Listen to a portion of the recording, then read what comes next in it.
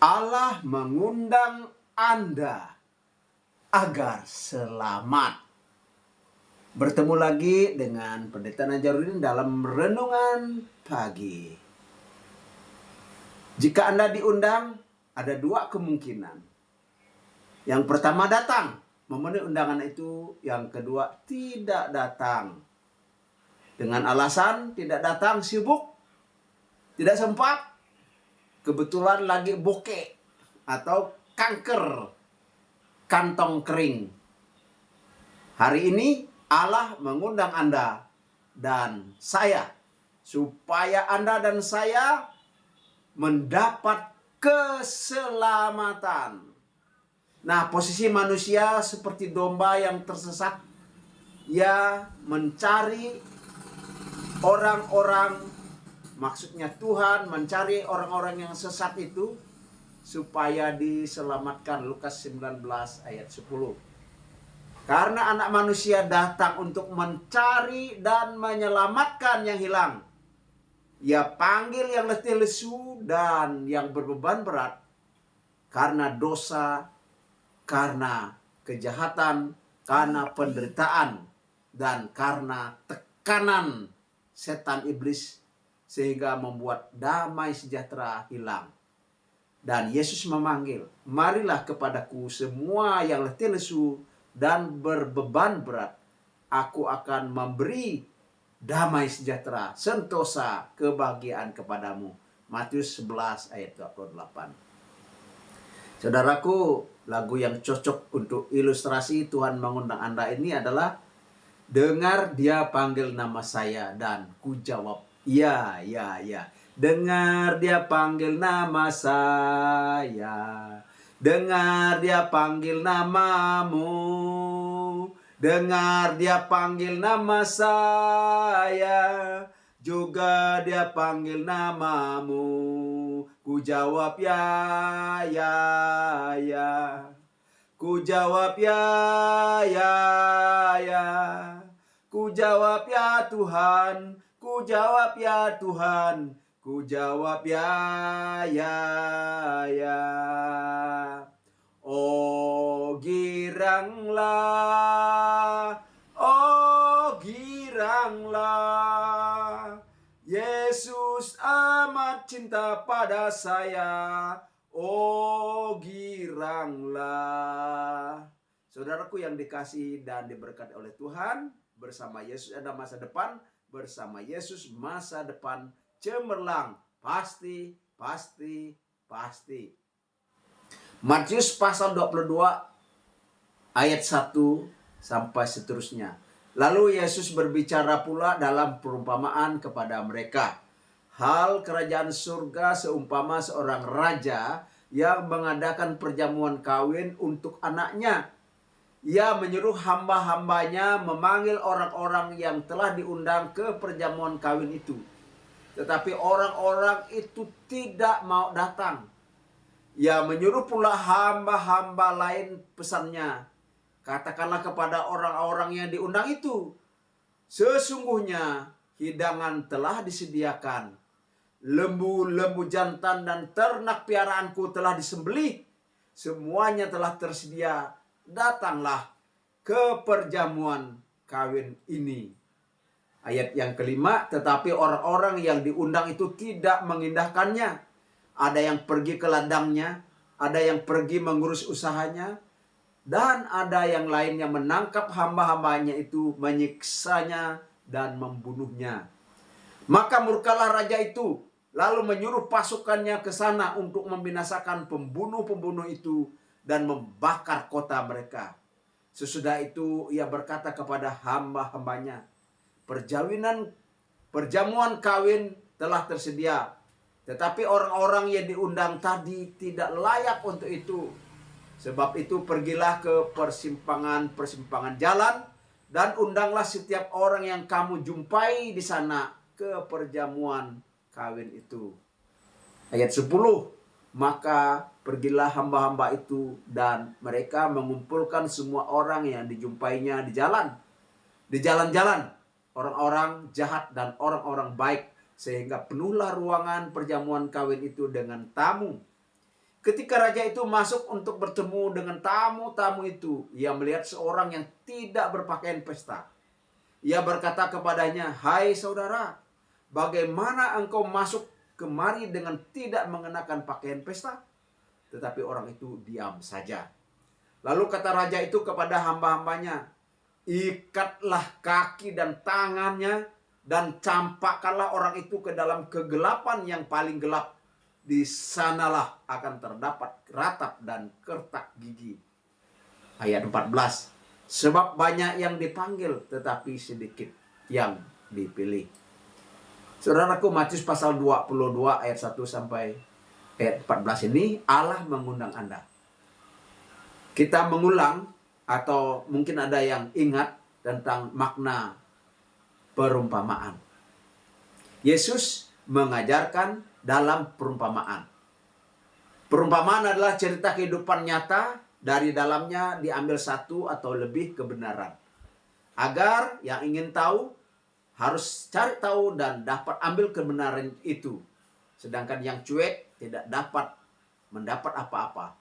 Ia melihat tetapi tidak, ia punya mata tapi tidak bisa melihat, tetapi ia mendengar tetapi tidak dapat mengerti. Dan perumpamaan bukanlah dongeng. Dongeng adalah cerita yang tidak sungguh-sungguh ada. Dongeng adalah cerita yang tidak sungguh-sungguh ada. Dongeng hanya menggambarkan tokoh dengan sifat-sifat. Misalnya, ya, putri dengan timun emas. Nah, ini dongeng, saudaraku. Lain lagi dengan fiksi.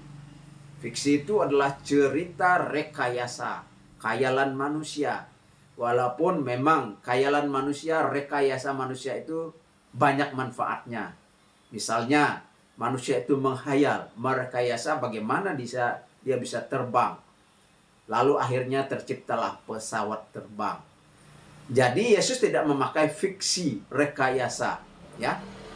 Zaman sekarang ini fiksi atau rekayasa ada di dalam kumpulan atau aplikasi intelijensia, yaitu kecerdasan buatan.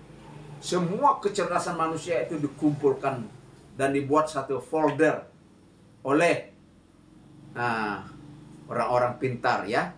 Sehingga dengan adanya rekayasa atau fiksi, uang pun bisa ngomong. Kiasan, lain lagi, Yesus tidak memakai kiasan. Dan Yesus hanya memakai perumpamaan. Karena perumpamaan itu cerita kehidupan yang nyata. Saudaraku yang dikasihi dan diberkati oleh Tuhan, makna dari perumpamaan yang kita baca tadi dari Matius pasal 22 ayat 1 sampai ayat 14, Allah mengundang Anda untuk diselamatkan. Yang pertama, ada raja. Raja itu membuat pesta, dan raja itu adalah Tuhan yang menyediakan keselamatan. Sedangkan pesta itu adalah keselamatan. Lalu 3 macam orang yang diundang itu. Yang pertama menolak, yang kedua menerima, dan yang ketiga orang yang diundang itu tidak layak. Selanjutnya hamba-hambanya itu adalah para nabi, para rasul, para penginjil, yang mereka memberitakan tentang firman Allah, kerajaan Allah, kebenaran, dan memberitakan Injil keselamatan Yesus Kristus.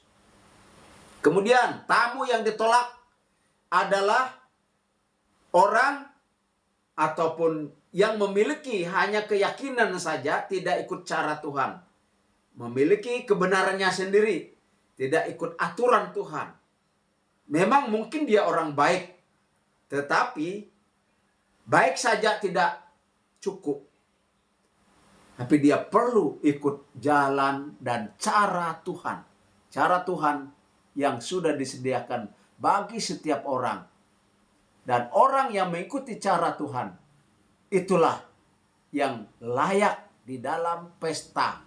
Layak di dalam perjamuan anak domba. Apakah saudara dan saya sudah berada di dalam pesta itu dan menikmati keselamatan? Saudaraku, bersama Yesus ada masa depan. bersama Yesus masa depan cemerlang. Pasti, pasti, pasti. Saudaraku, Matius pasal 22 ayat 1 sampai ayat 14, Allah mengundang Anda. Dan ini adalah kelanjutan atau pendalaman dari perumpamaan. Allah membuat pesta, Allah mengundang semua orang untuk ikut di dalam pesta itu. Dan Tuhan Allah ingin menyelamatkan siapa saja, tetapi Tuhan Allah tidak memaksa, ya. Beragama, beriman tidak berarti dipaksakan, tapi itu adalah suatu kerelaan. Beriman, beragama, percaya kepada Tuhan, itu bukanlah suatu iming-iming, tetapi itu adalah suatu keikhlasan. Ada orang yang menolak, ada orang yang menerima, dan ada orang yang tidak layak. Nah, saudaraku, orang-orang yang diundang itu pertama bersikap menolak, ya, dengan 1001 alasan, 1001 dalil. Itu di dalam ayat 1 sampai dengan ayat 7. Dan orang ini adalah menggambarkan orang Israel. Perumpamaan ini adalah perumpamaan untuk orang-orang Israel yang sudah diundang duluan. Ahli-ahli Taurat diundang duluan. Walaupun mereka itu umat Allah, jika menolak keselamatan, menolak Yesus, pasti binasa. Tetapi banyak juga yang menerima, dan yang menerima pasti selamat. Misalnya 12 murid, 70 murid, 500 orang yang ikut, dan 3.000 orang bertobat. Itu adalah orang-orang Yahudi, orang-orang Israel. Dan akhirnya mereka memberitakan Injil di Yerusalem, di seluruh Samaria, seluruh Yudea, sampai ke ujung bumi. Dan saudaraku, tidak hanya Israel, bangsa lain yang menolak pun tidak dapat keselamatan. Nah, cara menolaknya, saudara-saudara, ya tidak sempatlah, sibuklah. Bahkan dia menangkap utusan itu, membunuh utusan itu. Alasan yang lain, wah, saya sudah punya keyakinan, saya sudah punya agama. Agamamu adalah agamamu, agamaku adalah agamaku.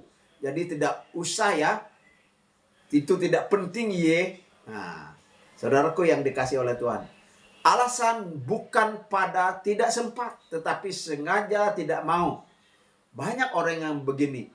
Baik di sana, di zaman dahulu, di sini, di zaman ini pun sama seperti itu. Orang yang menolak. Saudaraku, ada panggilan Tuhan kepada anak muda. Dia menunda-nunda. Hai anak muda, ayo ikut. Saya memanggil engkau. Tunggu Tuhan. Tunggu kalau saya nanti sudah dewasa, saya sudah kerja. Dan dia sudah kerja, Tuhan panggil lagi. Anak muda, engkau sekarang sudah kerja. Ayo ikut saya. Ikut melayani Tuhan. Tuhan, tunggulah. Suruh orang lain aja dulu. Lalu anak muda ini akhirnya dia jatuh sakit. Lalu Tuhan memanggilnya. Anak muda, kamu saya panggil. Ya Tuhan. Tetapi panggilan ini bukan supaya kamu melayani. Tapi saya memanggil kamu untuk pulang ke surga. Nah, saudaraku, jangan tunda-tunda untuk memenuhi panggilan Tuhan ya. Orang-orang yang diundang itu yang bersikap menolak, penerapannya adalah jangan tolak Tuhan yang mau menyelamatkan. Jangan tolak firman Tuhan yang disampaikan lewat khotbah, lewat cerita, lewat lagu. Jangan tolak hambanya yang melayani. Dan jangan tunda-tunda untuk melayani. Jangan tolak teguran. Jangan tolak didikan. Menolak, Anda rugi. Karena binasa. Tidak selamat dan tidak dapat berkat dari Tuhan. Saudaraku, ada seekor anjing yang terjepit. Kepalanya di pagar. Dan datanglah orang akan menolongnya. Tapi anjing ini curiga kalau orang itu akan membinasakannya. Maka orang itu digigit, maka tidak terjadilah pertolongan. Saudaraku, Tuhan ingin kita terlepas dari kebinasaan. Ya, Tuhan ingin kita diselamatkan. Selanjutnya, orang yang kedua adalah orang yang memenuhi undangan itu di dalam pasal 22 ayat 8 sampai ayat 10 kitab Matius. Saudaraku, kita lihat bersama-sama. Yang menerima keselamatan. Pertama, orang Israel, dia sedikit sekali. Bahkan mereka katanya tidak sampai 20% orang Kristen yang ada di Israel, ya. Orang-orang yang menerima keselamatan itu orang non-Israel, orang non-Yahudi. Di situ dikatakan banyak di persimpangan jalan, orang buta, orang miskin, gelandangan, orang-orang di persimpangan jalan. Saudaraku yang saya kasih di dalam Tuhan. Nah, kita di luar bangsa Yahudi, kita adalah gelandangan. Kita adalah orang yang di persimpangan jalan. Kita adalah orang buta. Kita adalah orang miskin. Tetapi jika saudara dan saya menanggapi berita keselamatan tentang Allah, tentang Yesus yang menyelamatkan, maka kita orang buta, orang miskin, orang gelandangan itu yang diundang. Dan kita pun dapat diselamatkan. Saudaraku, kalau Israel menolak dan dia menerima banyak orang di luar Israel, bahkan orang buta, orang gelandangan, apakah Allah gagal? Tidak, saudara. Yang gagal itu Israel. Yang gagal itu manusia. Tuhan sudah beri kebebasan. Tuhan sudah beri kesempatan. Tuhan sudah undang mereka. Bahkan mereka yang utama dan yang pertama diundang oleh Tuhan. Itu sebabnya Yesus berkata, aku datang kepada bangsa umat Israel. Dan itu yang pertama. Tetapi ketika mereka menolak, Tuhan mengalihkan, mengundang banyak bangsa. Orang yang ketiga, hadir tetapi ditolak oleh raja. Hadir tetapi tidak berpakaian pesta. Hadir tetapi tidak memenuhi syarat. Nah, ini orang ini tidak memenuhi syarat. Tidak lahir baru, itu adalah syaratnya. Tidak bertobat, tidak mengikuti jalan Tuhan. Memakai pakaiannya sendiri, agamanya sendiri. Ya, saudaraku yang dikasihi. Ini adalah perumpamaan. Dan memang banyak orang seperti itu. Ya, orang memakai jubah agamanya, jubah kebenarannya. Ya, ikut caranya sendiri, pakai jubah agamanya sendiri. Tidak memakai pakaian pesta. Tidak memakai jubah yang Tuhan sudah berikan. Nah, pakaian pesta itu apa? Kebenaran Kristus, saudaraku. Kebenaran Kristus. Kebenaran Kristus itu adalah mengisyaratkan supaya orang itu bertobat, orang itu menerima Yesus dan mengenakan pakaian pesta. Tamu itu, saudaraku, mengapa dia tidak berpakaian pesta? Mengapa dia tidak jawab? Mengapa kau tidak pakaian pesta? Kata raja. Lalu dia diam, dia tidak bisa jawab. Lalu ditangkap, diikat, dilemparkan ke dalam kegelapan yang paling gelap. Di sana ada kertakan dan ada penderitaan. Saudaraku yang dikasihi dan diberkati oleh Tuhan. Kebenaran sendiri, amal soleh, upah, puasa suatu agama, segala perbuatan baik ditolak oleh Tuhan. Efesus pasal 2 ayat 8 dan ayat 9. Di sana dikatakan, karena kasih karunia kamu diselamatkan. Itu kasih karunia, bukan usaha, bukan amal. Itu pemberian Allah yang kamu terima dengan beriman kepada Tuhan.